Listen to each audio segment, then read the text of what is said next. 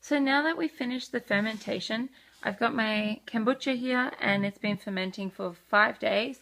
I tasted it and it's quite a lovely flavor. So now I'm going to proceed to the second fermentation stage. So what you need is a pop top bottle, kind of like this one. I do recommend the seaside ones, they're fantastic. If you live in the town of Tofino, a lot of the resorts and bars use them, so you could probably pick one up for free instead of having to buy the cider yourself. Also need a funnel if you are using one of those bottles, and a sieve. If you don't have a funnel, don't worry, you can always use a mason jar as well. Just wanted to add this little sieve of mine. I just bought for $3 from Walmart. It's actually a tea strainer, but it's a perfect size for me. Otherwise, if you just have a normal sieve for your house, that's all you need.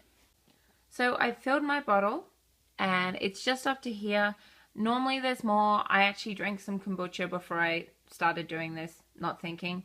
But it's in there, ready to go. And if you look in the strainer, you can see there's some like little bits in there. Nothing to worry about.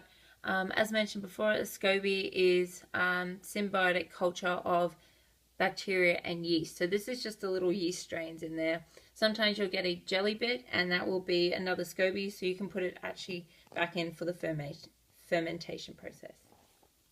So for this second fermentation, just because I have such a small amount, all I'm going to do is put a couple of raisins in my bottle. It's just a little bit of sugar to help with the carbonation process.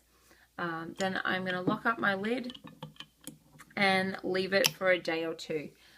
Because the liquid's only down to here, I don't really have to worry about burping the bottle because there's so much space for gas to build up.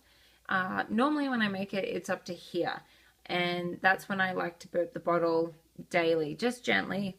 And that just reduces my risk of this bottle breaking.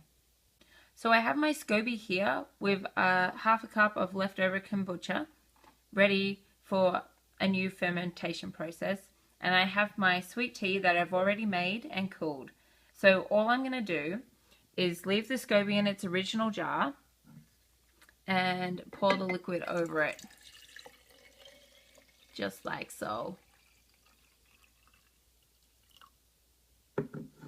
And I'm going to cover that again with the paper towel and elastic band and leave it to ferment again for 3 to 5 days.